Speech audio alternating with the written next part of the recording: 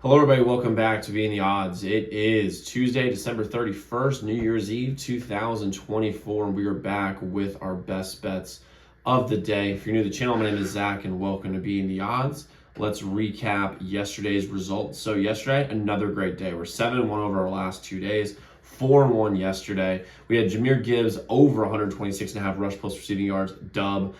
Jennings over 4.5 catches. Huge second half helped us out with that. Hornets plus 5.5 was a travesty. They late scratched Brandon Miller and LaMelo, which was tough, and we still almost covered that game. We went to overtime. It could have easily been an 5-0 day.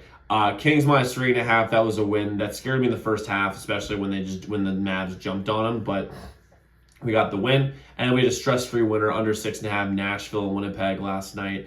Again, easy dub, never a doubt. 4-1 day yesterday, 7-1 over our last 2 days. You absolutely love to see it. And let's finish out 2024 strong with a big winning day today. And we have 6 plays for you guys here on the channel. I got 3 college football plays for you guys here today. An NBA, college basketball, NHL play as well that I really like. But if you're new to the channel and haven't already, hit that subscribe button, like this video, hit the notification bell so you never miss a pick. We went 7-1 the last 2 days, guys. That deserves some likes. I want to get this thing over 200 likes today, so help me out. Do me a favor. Hit that like button. Let's go over 200 likes. We're over 15,000 subscribers, so I'm excited to have y'all here. Let's go win together today. Let's go make some money. So, like I said, guys, we have 6 plays on the channel. Let's get started with my first play of the day. My first play I'm rolling with is going to be Bama minus 15.5 versus Michigan. The optics, here's the reality. I think this game comes down to optics. And the optics of Michigan beating Ohio State in the last game is what is sticking in people's minds. I think what ended up happening is that when Michigan beats Ohio State in the most Michigan fashion of all time, winning 13-10, I think the general public believes that Michigan turned a corner on that day. And in reality, they just mentally own Ohio State to the point where they can basically not complete a forward pass and win a game. And when in reality, Michigan has so many opt-outs, it's absolutely ridiculous. And some of their best players too. I mean, Donovan Edwards, Alex Georgie. I'm not sure if he's one of their best players, but he's one of the more he's their usual starting quarterback. They're losing 3 quarterbacks. They're losing 4 running backs. They're losing 2 to wide receivers. They're basically their entire offensive line. I don't really know what the hell, who's even going to play for Michigan. And that Underwood kid, who's going to be really, really good for them, more than likely, the number 1 recruit in the country, he's not playing today.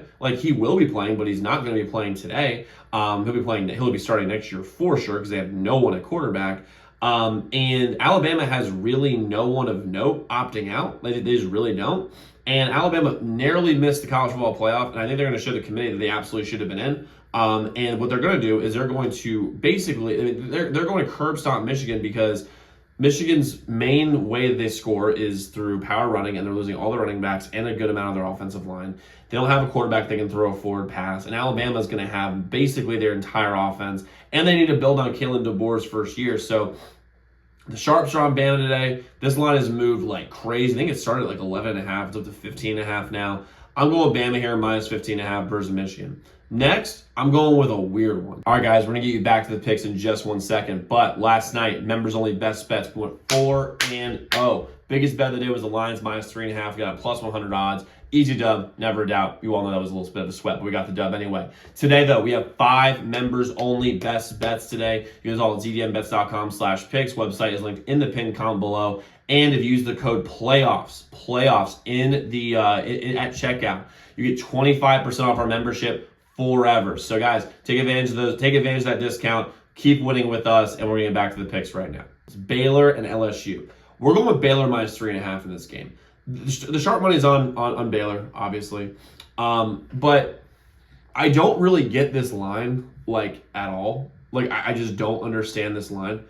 This feels like the definition of a Vegas trap game, where Vegas is like, we're gonna put an SEC team as a 3.5-point dog on a neutral site, and we're going to dare everyone to bet on Baylor. That's what I think really what is happening here.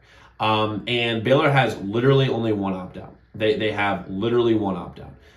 And that is a really, really big deal. And they're playing in Texas. While LSU, they're missing a few guys. But honestly, I think that, when we talked about optics, I think another thing that is important here is just momentum of a program or vibes of the program.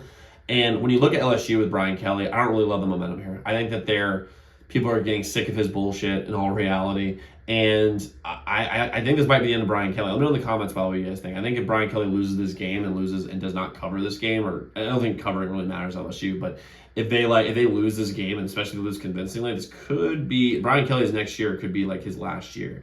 The sharp money is on Baylor big time today. It's 36% the best, 38% of the money.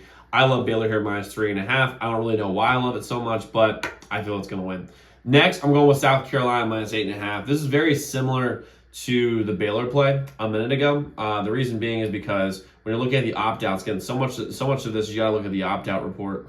And when you're looking at this, Illinois, I just think, had a few decent wins early in the year where they got ranked and people thought they were good. While South Carolina is basically keeping all of their main guys, and they're going to play. And if you just told me it was South Carolina versus Illinois straight up, I think that this is the correct line. Right now, I bet it at 8.5. I wouldn't be surprised if we got to 9.5 or 10.5 here.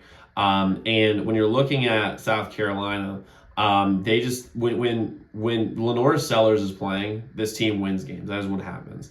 And Illinois, I think that their defense is not nearly as good as people think. They just played a softer Big Ten schedule. Their offense, I feel very similar about. I think that their offense is fine, but it's, again, against a really weak Big Ten schedule, the weak part of the Big Ten they played in their schedule. While South Carolina played a gauntlet of teams, if this South Carolina team played the same strength of schedule that Illinois played, South Carolina's 11-1. They're going to the college football playoff. South Carolina's going to win this game by 1 billion. I love the Gamecocks today. Give me the Gamecocks minus 8.5 versus Illinois. Next, I'm going to jump to the association, jump to the NBA. First, the play we're rolling with in the NBA today is going to be Pacers money line versus the Bucks. The sharps are on it. The Pacers are starting to round into form again. They kind of look like the team of last year, which it was inevitable. They started the year really injured. It's not super surprising that's the case. But the thing about the Pacers team that I think is really underrated is they've had a lot of success against the Bucks, and they match up really well. They have Siakam and Turner in the middle, which they can actually match up with Brook Lopez and Giannis, which is big. And if they do a high pick and roll with Giannis, you're going to have to put Brook Lopez there. They can actually switch that and be okay, which is a major deal when you're talking about playing this Bucks team. And they have the perimeter guys that match up with Dame Lillard. Outside of that, they don't have a lot of guys who can create their own shot. A lot of 3-and-D guys, which is big when you have Giannis and Dame, but they don't have a lot of guys who can create their own shot. Well, the Pacers have a bunch of guys who can do that with Tyrese Halliburton. Siakam and Turner can pull Lopez and Giannis out of the lane, which is going to be big for Halliburton getting to the lane. I love the Pacers here money line. The sharp money is all over them here today. I'm rolling with the Pacers here, and they're also at home as well. Give the Pacers money line versus the Bucks. Next, I'm going with Providence plus 6.5 versus Marquette. This is an icky one. This is like the Hornets yesterday. It's just like hold your nose and bet it. The sharp money is big on Providence here. They have plus 6.5. But the reason why the sharp money is on it is specifically because Marquette is riding off the last 2 years of success. That is what that's what they're doing. And Tyler Kolek is gone. Now Cam Jones is still there, and Cam Jones is a dog. I mean, this dude could be a Naismith Player of the Year. But the thing is that this game's going to be closer than people think because Marquette lost a lot of their depth last year, and Providence always plays Marquette really close, especially when Providence is playing at home. And I'm getting 6.5 points with them at home. This is a game where I think Providence is a live dog, but I'm going to take the points here. If you really want to get frisky with it on New Year's Eve, take the money line. But for me, I like Providence here plus 6.5 versus Marquette. And then I'm going to go with the NHL. We're going with the Winter Classic. I got the under 5.5, Chicago and St. Louis. Winter Classics go under. That is what happens. And both these teams are under teams, specifically Chicago. Chicago, since they got Bedard, has been an under team because they literally don't have the talent outside their draft picks. They just don't have the players. St. Louis, very good defensively. Not a lot, and there's not a lot going on offensively.